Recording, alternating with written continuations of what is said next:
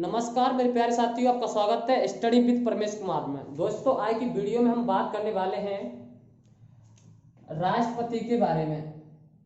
देखिए, राष्ट्रपति से जितने भी क्वेश्चन बनते हैं उन क्वेश्चनों को आज मैं बारी बारी से कराऊंगा।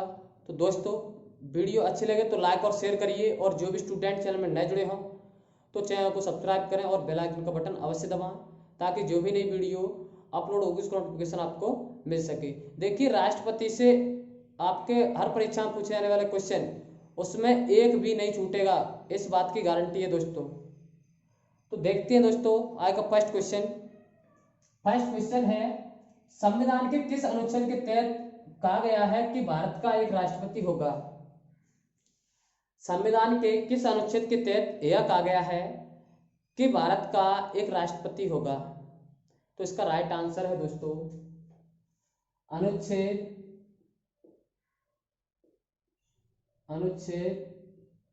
52 के तहत। अनुच्छेद 52 के तहत यह कहा गया है कि भारत का एक राष्ट्रपति होगा। देखिए दोस्तों, नेक्स्ट क्वेश्चन है क्वेश्चन नंबर 2। संविधान के अनुसार संघ की समस्त कार्यपालिका शक्ति किसमें निहित है? देखिए मेरे प्यारे दोस्तों, संविधान के अनुसार संघ की समस्त कार्यपालिका शक्ति किसमें निहित है? तो दोस्तों, इसका राइट आंसर है राष्ट्रपति में।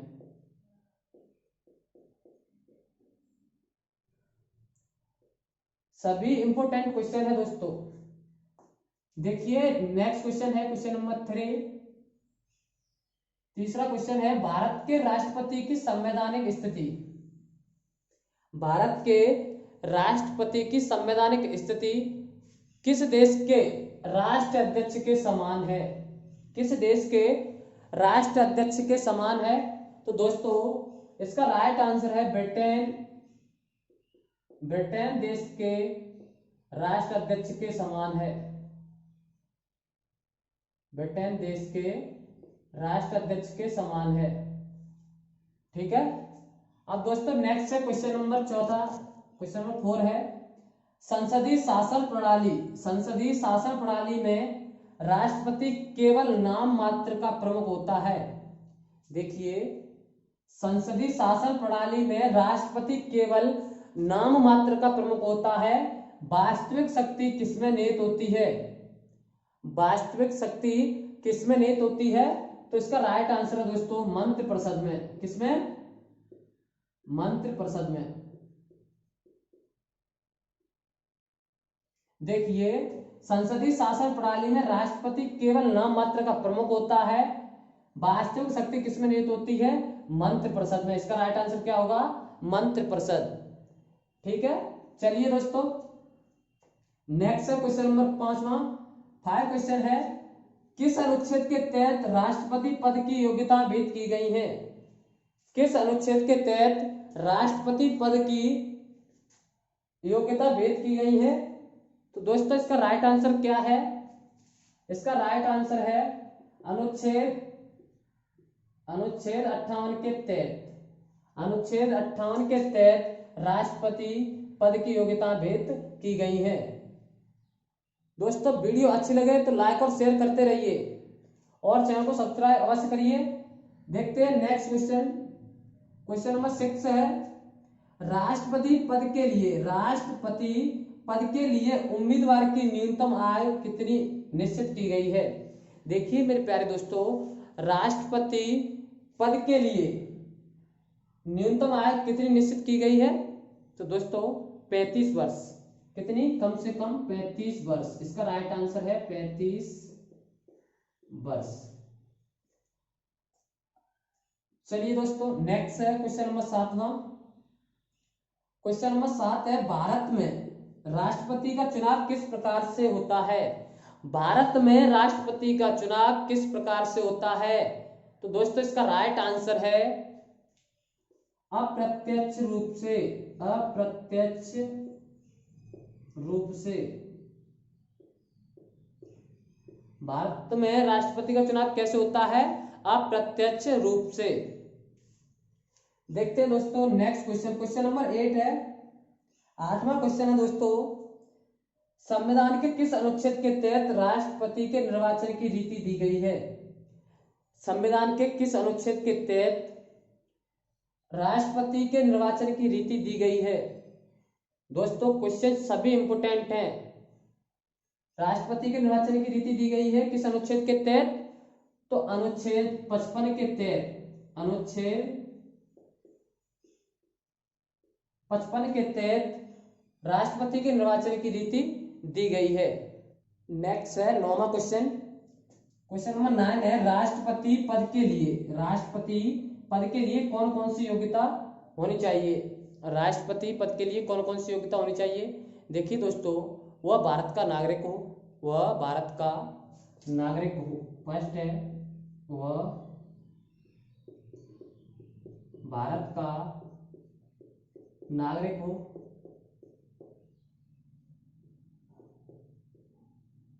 सेकंड है उसकी न्यूनतम आय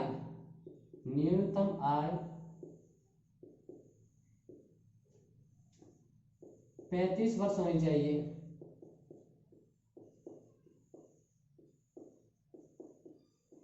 उसकी न्यूनतम आय कितनी होनी चाहिए? 35 वर्ष। तीसरी,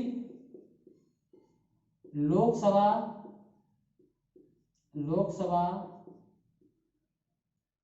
सदस्य निर्वाचित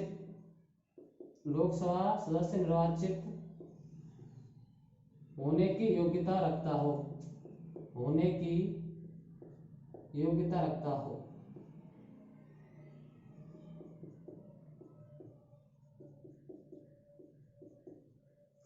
देखिए, राष्ट्रपति पद के लिए कौन कौन सी योग्यता चाहिए?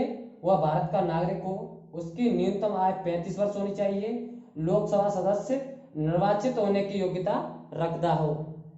तो दोस्तों देखते हैं नेक्स्ट क्वेश्चन। नेक्स्ट है दोस्तों 10वां क्वेश्चन, दिल्ली व पांडिचेरी राज्यों की विधानसभा को राष्ट्रपति के निर्वाचक मंडल में किस संविधान संशोधन द्वारा शामिल किया गया है? दिल्ली व पांडिचेरी राज्यों की विधानसभाओं को राष्ट्रपति के निर्वाचक मंडल में किस संविधान संशोधन द्वारा शामिल किया गया है? तो इसका राइट आंसर है दोस्तों 70वें संविधान संशोधन 1992 के द्वारा दिल्ली व पांडिचेरी राज्यों की विधानसभाओं को राष्ट्रपति के निर्वाचक मंडल में किस संविधान संशोधन द्वारा शामिल किया गया है? 70वें संविधान संशोधन 1992 के द्वारा। नेक्स्ट क्वेश्चन है, राष्ट्रपति के निर्वाचक मंडल में शामिल होते हैं, राष्ट्रपति के निर्वाचक मंडल में कौन कौन शामिल होते हैं दोस्तों? देखिए, संसद के दोनों सदनों, राज्यसभा व लोकसभा, संसद के दोनों सदनों के निर्वाचित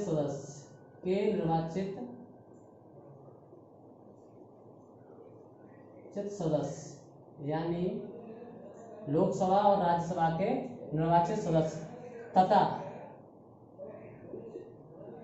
दिल्ली व पांडिचेरी सहित सभी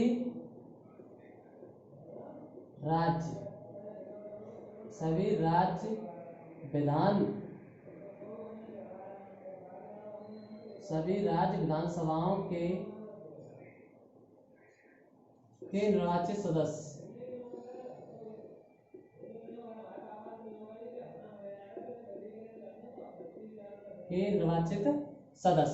देखिए, राष्ट्रपति के निर्वाचन मंडल में शामिल होते हैं संसद के दोनों सदनों के निर्वाचित सदस्य यानी लोकसभा और राज्यसभा के सदस्य तथा दिल्ली और पांडिचेरी सहित सभी राज्य विधानसभाओं के निर्वाचित सदस्य शामिल होते हैं। ठीक है, नेक्स्ट है दोस्तों क्वेश्चन नंबर 12 है, किस अनुच्छेद के तहत राष्ट्रपति के पदावधि का उपबंध किया गया है? किस अनुच्छेद के तहत राष्ट्रपति के पदावधि का उपबंध किया गया है? तो मेरे प्यारे दोस्तों, इसका राइट आंसर है अनुच्छेद 56 के तहत। अनुच्छेद 56 के तहत। सभी मोस्ट इंपोर्टेंट क्वेश्चन है दोस्तों। वीडियो अच्छी लगे तो लाइक और शेयर करें और चैनल को सब्सक्राइब करें दोस्तों। चलिए देखते हैं नेक्स्ट। 13वां क्वेश्चन है, राष्ट्रपति अपना त्यागपत्र किसे देता है? राष्ट्रपति अपना त्यागपत्र किसे देता है? उपराष्ट्रपति को देता है। इसका राइट आंसर है उपराष्ट्रपति।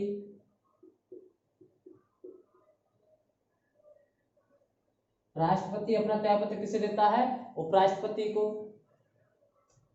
नेक्स्ट है दोस्तों, उपराष्ट्रपति राष्ट्रपति के त्यागपत्र की सूचना तत्काल किसे देता है?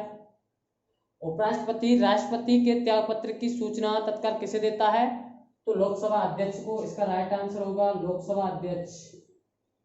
लोकसभा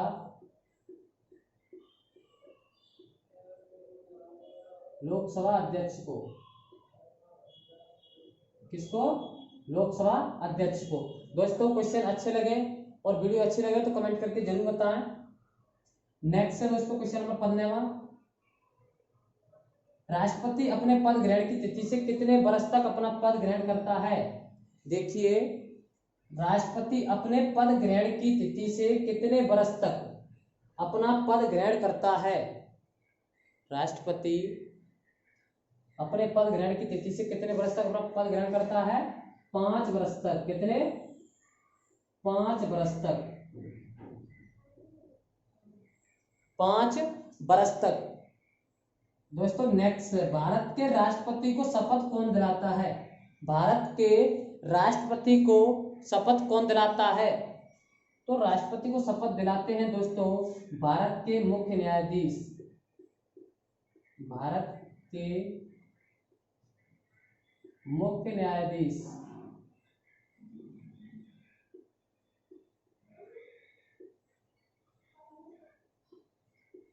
भारत के मुख्य न्यायाधीश राष्ट्रपति को शपथ दिलाते हैं। अब दोस्तों नेक्स्ट है क्वेश्चन नंबर 17वां, कौन सा अनुच्छेद राष्ट्रपति की शपथ तथा उसके प्रारूप के बारे में है? मोस्ट इंपोर्टेंट क्वेश्चन है दोस्तों, कौन सा अनुच्छेद राष्ट्रपति की शपथ तथा उसके प्रारूप के बारे में है? तो इसका राइट आंसर है दोस्तों अनुच्छेद 60। क्वेश्चन पूछा जाता है पेपर में कि अनुच्छेद 60 में किसका वर्णन है? तो राष्ट्रपति के शपथ का वर्णन है दोस्तों।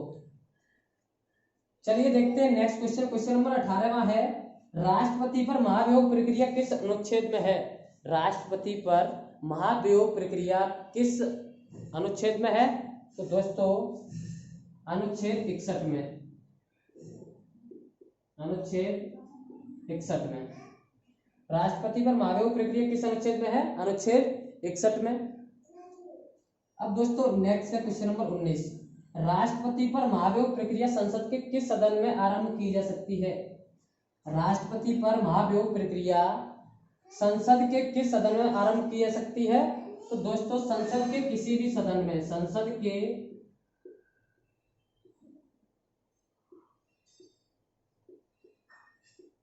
किसी भी सदन में। किसी भी सदन में। संसद के किसी भी सदन में।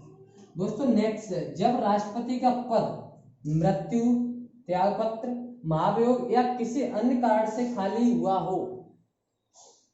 क्या है? जब राष्ट्रपति का पद मृत्यु, त्यागपत्र, महाभियोग या अन्य किसी कारण से खाली हुआ हो, तब उससे भरने के लिए चुनाव कितने समय के भीतर करा लिए जाने चाहिए? तो दोस्तों देखिए, जब राष्ट्रपति का पद मृत्यु, त्यागपत्र, महाभियोग या किसी अन्य कारण से खाली हुआ हो तो उससे भरने के लिए चुनाव कितने समय के भीतर करा लिए जाने चाहिए? तो 6 माह के भीतर। 6 माह के भीतर। इसका राइट आंसर है 6 माह। दोस्तों वीडियो को ज्यादा से ज्यादा शेयर करिए। नेक्स्ट है दोस्तों नेक्स्ट क्वेश्चन। क्वेश्चन नंबर 21वां है, राष्ट्रपति पर महाभियोग किस आधार पर चलाया जा सकता है? राष्ट्रपति पर महाभियोग किस आधार पर चलाया जा सकता है? तो दोस्तों संविधान के इसका राइट आंसर है संविधान के अतिक्रमण के आधार पर, अतिक्रमण के आधार पर राष्ट्रपति पर महाभियोग किस आधार पर चलाया जा सकता है? संविधान के अतिक्रमण के आधार पर। नेक्स्ट है दोस्तों 22, 22वां क्वेश्चन है राष्ट्रपति पर महाभियोग का प्रस्ताव, राष्ट्रपति पर महाभियोग का प्रस्ताव लाने के लिए संसद में आरोप पत्र प्रस्तुत करने के कम से कम कितने दिन पूर्व उसे इसकी लिखित सूचना आवश्यक है? देखिए, राष्ट्रपति पर महाभियोग का प्रस्ताव लाने के लिए संसद में जो आरोप पत्र है वो प्रस्तुत करने के कम से कम कितने दिन पहले उससे इसकी लिखित सूचना आवश्यक है? तो दोस्तों 14 दिन पहले, 14 दिन पहले।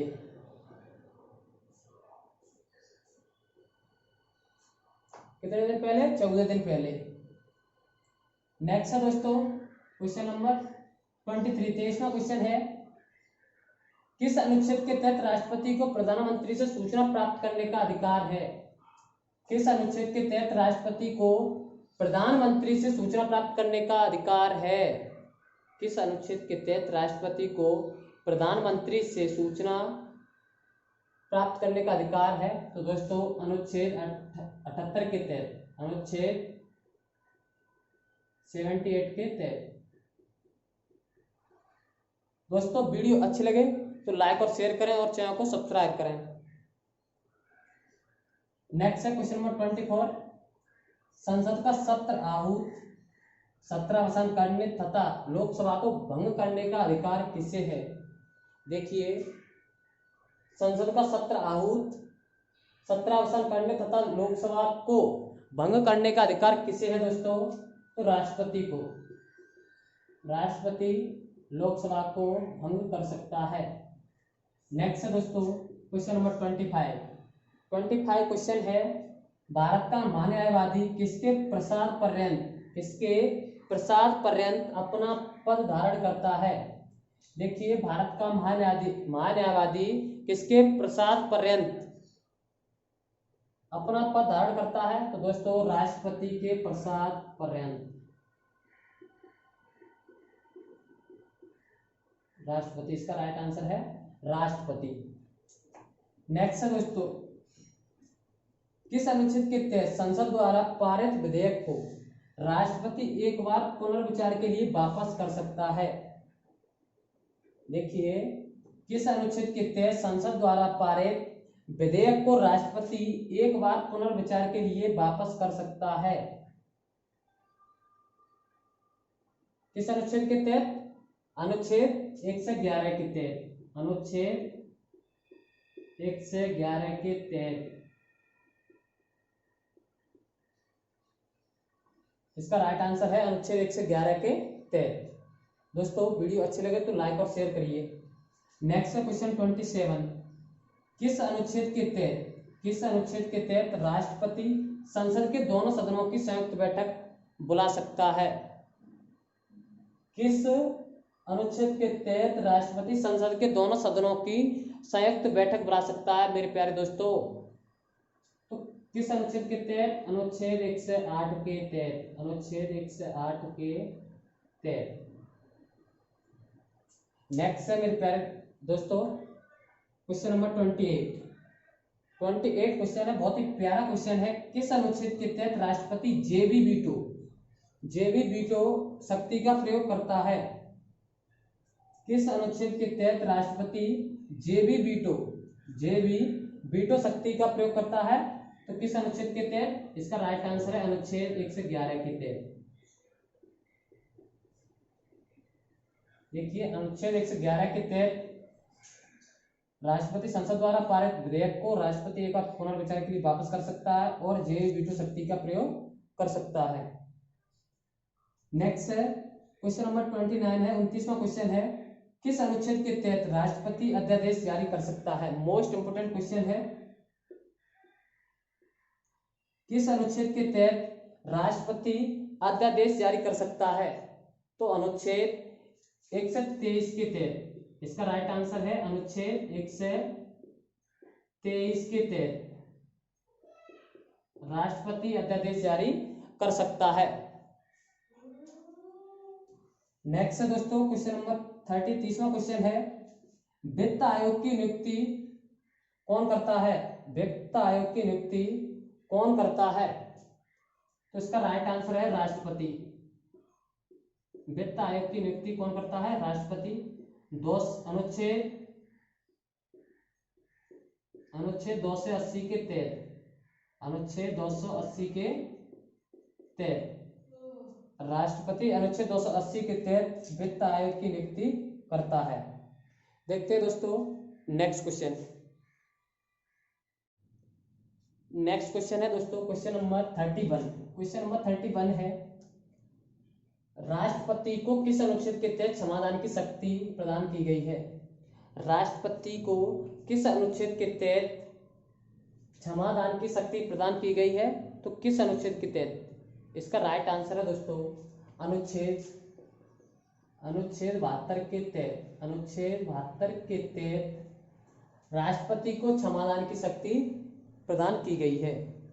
अनुच्छेद 72 के तहत संविधान राष्ट्रपति को क्षमादान की शक्ति प्रदान की गई है। नेक्स्ट है दोस्तों क्वेश्चन नंबर 32। सभी मोस्ट इंपोर्टेंट क्वेश्चन है दोस्तों। वीडियो अच्छी लगे तो लाइक और शेयर करें और चैनल को सब्सक्राइब अवश्य करें। देखिए दोस्तों, किस अनुच्छेद के तहत राष्ट्रपति को उच्चतम न्यायालय से परामर्श का अधिकार दिया गया है?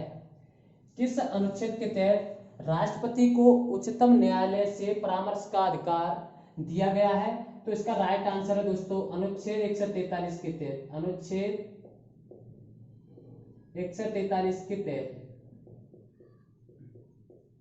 सभी इंपोर्टेंट क्वेश्चन है दोस्तों जो 12 परीक्षा में पूछे जाते हैं। देखते हैं next question number 33। Question number 33 है, धन विधेयक तथा वित्त विधेयक को किसकी अनुमति से लोकसभा में प्रस्तुत किया जाता है? धन विधेयक तथा वित्त विधेयक को किसकी अनुमति से लोकसभा में प्रस्तुत किया जाता है? तो दोस्तों किसके अनुमति से प्रस्तुत किया जाता है? राष्ट्रपति की। इसका राइट आंसर है राष्ट्रपति।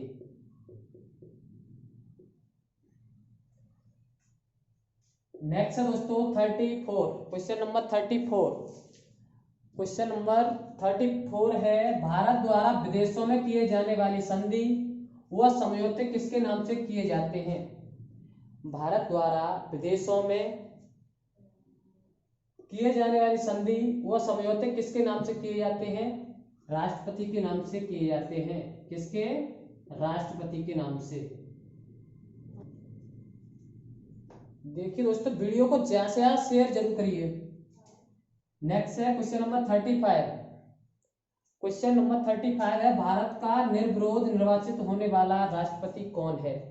भारत का निर्विरोध निर्वाचित होने वाला राष्ट्रपति कौन है? तो इसका राइट आंसर है नीलम संजीव रेड्डी। नीलम संजीव रेड्डी भारत का एकमात्र निर्विरोध निर्वाचित होने वाला राष्ट्रपति है नीलम संजीव रेड्डी। नेक्स्ट है दोस्तों क्वेश्चन नंबर 36। 36वां क्वेश्चन है, किस अनुच्छेद के तहत राष्ट्रपति राष्ट्रीय आपात की घोषणा कर सकता है? किस अनुच्छेद के तहत राष्ट्रपति राष्ट्रीय आपात की घोषणा कर सकता है? तो दोस्तों इसका राइट आंसर है अनुच्छेद 352 के तहत राष्ट्रपति राष्ट्रीय आपात की घोषणा कर सकता है। अनुच्छेद 352 के तहत। अनुच्छेद 352 के तहत। Next question 37। 37वां क्वेश्चन है, अब तक कितनी बार राष्ट्रीय आपात की घोषणा की गई है? अब तक कितनी बार राष्ट्रीय आपात की घोषणा की गई है? 3 बार। कितनी बार? 3 बार। देखिए, एक तो 1961 में पहली दफा और दूसरी बार की गई थी 1972 में और तीसरी बार की गई थी शायद 1975 में। पहली बार की गई थी 1961 में, दूसरी बार 1972 में और तीसरी बार 1975 में। ठीक है दोस्तों। नेक्स्ट है क्वेश्चन नंबर 38। भारत की प्रथम महिला राष्ट्रपति कौन थी? भारत की प्रथम महिला राष्ट्रपति कौन थी? श्रीमती ये तो सभी जानते होंगे, श्रीमती प्रतिभा पाटिल। श्रीमती प्रतिभा पाटिल। लास्ट क्वेश्चन है दोस्तों 39, 39वां क्वेश्चन है, किस अनुच्छेद के तहत राष्ट्रपति शासन लागू हो सकता है? किस अनुच्छेद के तहत राष्ट्रपति शासन लागू हो सकता है? अनुच्छेद 356 के तहत, अनुच्छेद 356 के तहत राष्ट्रपति शासन लागू हो सकता है। दोस्तों वीडियो अच्छी लगे तो लाइक और शेयर करें और चैनल को सब्सक्राइब करें। धन्यवाद दोस्तों, जय हिंद, जय भारत।